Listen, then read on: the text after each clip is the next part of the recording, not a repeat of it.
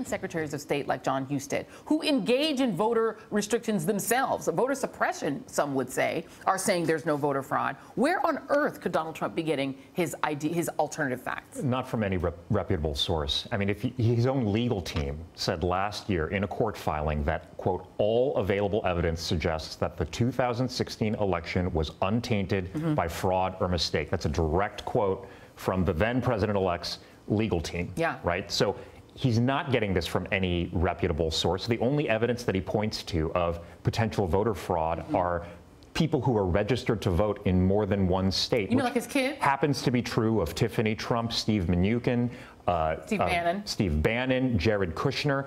That's not evidence of fraud. That's evidence of the fact that we live in a mobile society and we have an election system that is decentralized. And before I go to Julie, can you just explain to people, because what they're talking about is somebody standing in line and voting, and then getting back in line again, and myself going in line after voting as Joy Reid, and then saying, hi, I'm Dale Ho, and I'm voting again. Does that ever happen?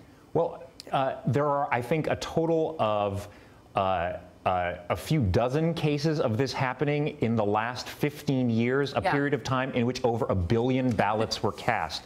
Last year, there were 4 recorded instances of voter fraud, one of which was a woman in Iowa who voted for Trump twice. Oh, well, there you go.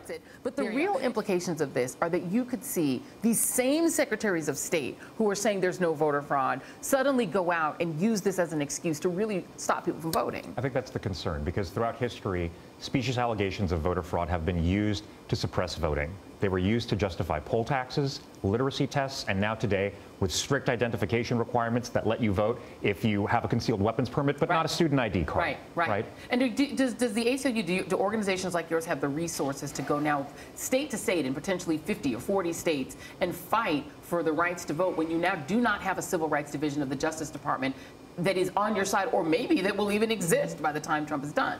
That's what we have to do. It's going to be really tough. We've gotten a lot of resources pouring in, but we're going to be fighting state to state, county to county against these voter suppression measures. The Department of Justice, which has been a staunch ally in the fight for voting rights over the last 5 years, we just don't know now if they're going to still continue to be that. Yeah, Dale, lastly, do you think that the rest of the Voting Rights Act is in jeopardy?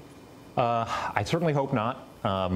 But, you know, I wouldn't put anything past this administration in terms of non-enforcement. You can kill a statute not by attacking it, but just by refusing to enforce it. Yeah, this is scary times. Dale Ho, Judith Brown, Diana, hopefully you guys can come back a lot and we can talk about this more. Thank you very much. And in our